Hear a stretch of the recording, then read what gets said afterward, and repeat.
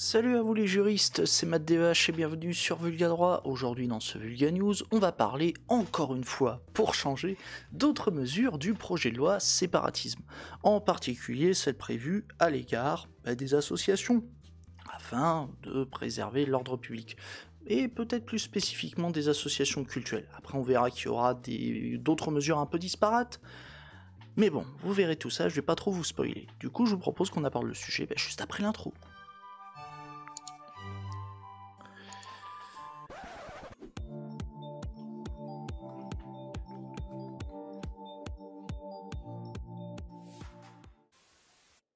Bon, alors, on se retrouve avec l'article 37 du projet de loi qui concerne le renforcement de certaines sanctions au titre de la police des cultes. Alors, on va pas non plus faire un étalage, mais on retrouve donc des peines contraventionnelles de 5e classe, soit 1500 € d'amende, en cas d'infraction à plusieurs dispositions qui concernent notamment le caractère public du culte, ainsi que le respect de certains arrêtés municipaux en la matière. Bon, on va pas trop non plus s'éterniser, donc là je vous montre, vous voyez, les contraventions, machin truc.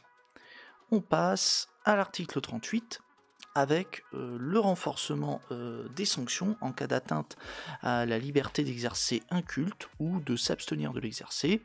Alors, dans cet article 38, il a été prévu plus précisément de porter la peine pour ce type d'infraction à 1 an de prison et 15 000 € d'amende.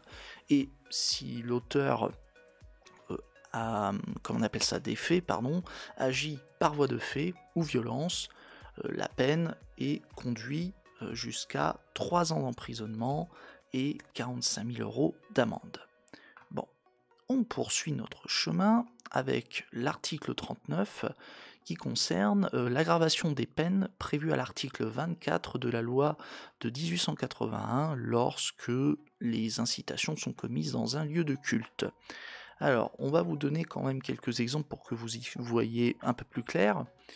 On va prendre les différents exemples d'infractions qu'on peut retrouver à ce fameux article 24 de la loi de 1881 concernant la presse.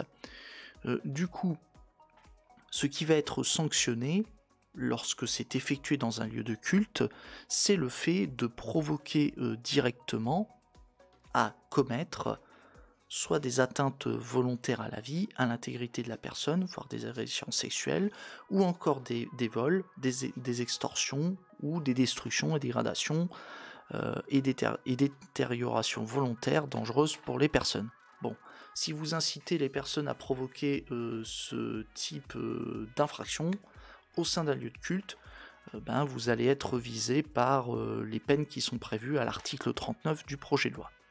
Après, si vous vous demandez, pour vous poser des questions concernant les moyens de communication qui sont visés par cette sanction pénale, vous pourrez être sanctionné si vous commettez l'infraction dans le lieu de culte par le biais notamment d'écrits, d'imprimés, dessins, gravures, peintures, emblèmes, images, voire même la parole. Voilà.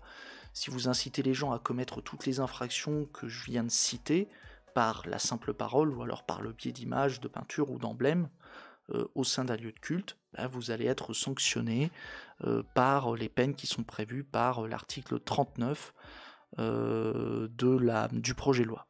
Bon, maintenant que je vous ai présenté cet article, on va enchaîner. On passe à l'article 39 bis. Alors ça concerne l'aggravation des peines qui sont encourues en cas de célébration d'un mariage religieux avant un mariage civil. Ici, la peine d'emprisonnement passera de 6 mois à 1 an et il sera possible d'y ajouter une peine supplémentaire, à savoir une interdiction du territoire français. Voilà. Ensuite, on enchaîne avec l'article... Oula, mince, pardon, j'ai loupé le petit bout. Bon, là, vous voyez la source, la peine d'1 an d'emprisonnement et l'interdiction du territoire français. Voilà, excusez-moi, j'ai fait un petit loupé, c'est des choses qui arrivent. Alors, on enchaîne avec l'article 40, la modernisation et le renforcement des règles relatives à l'interdiction de la tenue de réunions politiques et d'opérations de vote dans des locaux servant à l'exercice d'un lieu de culte.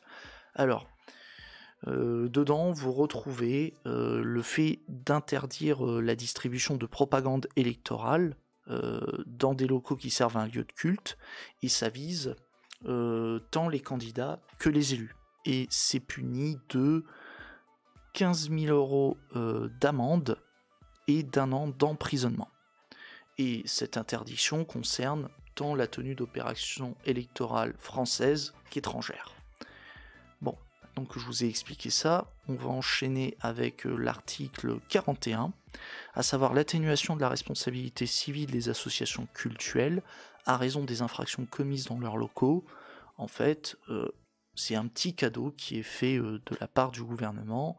L'association pourra se voir exonérée de sa responsabilité civile si l'infraction a été commise par une personne qui n'est pas membre de l'association ou qui n'agissait pas à l'invitation de celle-ci et dans des conditions dont l'association ne pouvait pas avoir connaissance. En gros, il y a certains cas où l'association ne pourra pas être déclarée responsable et on ne pourra pas la condamner à verser une indemnisation pour réparer les dommages qu'aurait subi une potentielle victime. Voilà. On continue. Et vous inquiétez pas, on n'en a plus pour très longtemps. On en est maintenant à l'article 42 avec l'interdiction de paraître dans les lieux de culte. Alors, et sachez que il y aura un prononcé systématique donc, de cette interdiction, sauf décision contraire de la part du juge. Pardon, je suis désolé, j'ai lu un peu vite. En fait, en plus de cette interdiction de paraître dans les lieux de culte, il y aura une peine, on va dire, une peine complémentaire d'interdiction de paraître s'il y a une condamnation pour des infractions qui sont relatives à la police des cultes, en fait. Ça veut dire que concrètement, si la personne a commis des infractions qui concernent la police des lieux de culte, eh ben, il sera possible de lui interdire de revenir dans les lieux de culte. Voilà. Elle sera...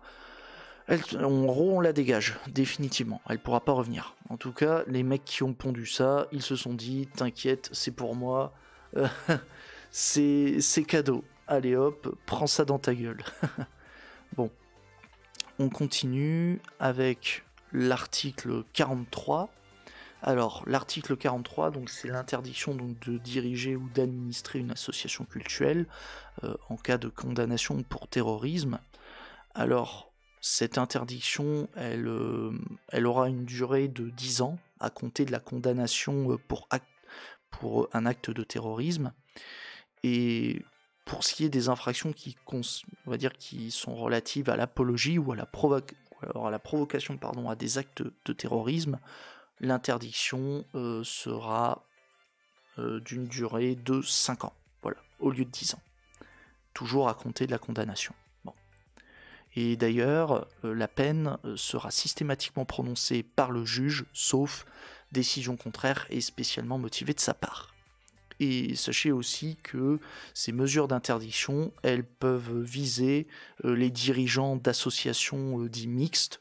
Donc si je ne dis pas de bêtises, je pense que ce sont les associations qui ont une activité à la fois cultuelle et qui exercent des activités multiples et pas uniquement cultuelles. N'hésitez pas à me contredire dans les commentaires si je dis une bêtise, mais je pense que c'est ça. Et ça concerne aussi les associations qui accueillent les enfants. Voilà. Donc sachez que si vous avez commis un acte terroriste ou que vous avez fait de l'apologie de terrorisme ou de la provocation à du terrorisme, vous ne pourrez plus diriger des associations d'enfants. Voilà.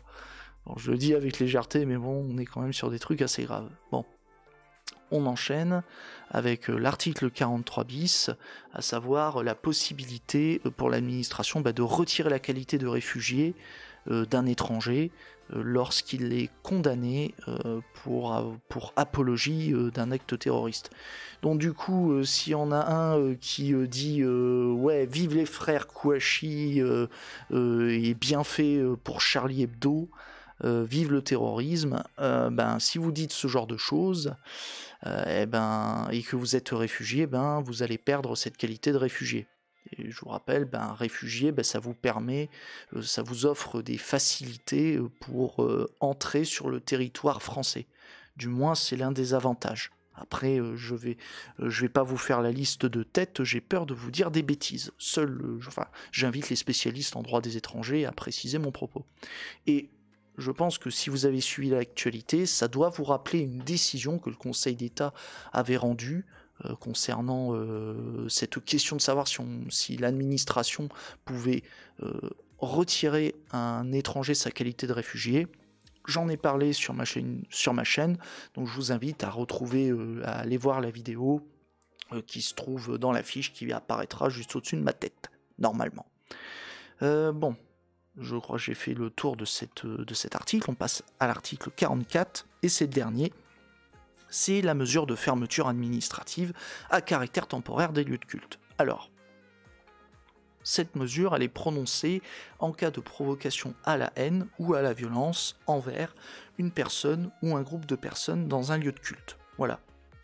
Et la durée maximale de la mesure de fermeture, elle s'élève à 2 à 3 mois.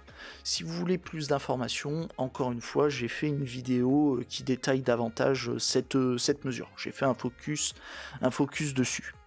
Bon, je vous mettrai encore une fois dans la fiche. Bon, je crois que j'ai encore trop parlé, comme d'hab.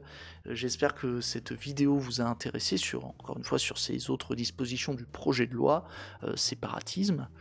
Et encore une fois, est-ce que selon vous, ces mesures sont trop strictes pour les associations, ou est-ce que vous estimez que c'est nécessaire pour préserver l'ordre public, ou est-ce que c'est une petite tentative de séduction de la part de la Macronie pour faire plaisir à l'électorat de droite et énerver la gauche? Je sais pas, n'hésitez pas à me dire ce que vous en pensez. Encore une fois, dans les commentaires, et sans insultes s'il vous plaît. Alors, comme d'habitude, si vous avez aimé la vidéo, abonnez-vous, likez, partagez-la, et si vous le souhaitez, vous pouvez me soutenir financièrement sur Utip et Tipeee, je vous en remercie d'avance. Et avant de partir, je vous invite à jeter un œil aux chaînes des collègues des vidéastes, qui sont dans la description de la vidéo, et vous retrouverez aussi le rapport parlementaire sur le projet de loi séparatisme, pour, si vous voulez, approfondir le sujet. Voilà. Après, je tiens quand même juste à le préciser, on est sur un projet de loi, il y a potentiellement eu des modifications entre-temps. Encore une fois, si vous êtes au courant de ces modifications, n'hésitez pas à m'en faire part dans les commentaires, c'est important. Et aussi, faites un tour sur le Discord de 404 les tendances perdues et celui du prisme des créateurs pour découvrir d'autres vidéastes. Bon, j'ai trop parlé, sur ce je vous laisse, c'était Matt DEH sur Vulga Droit, à plus les juristes et je balance l'outro.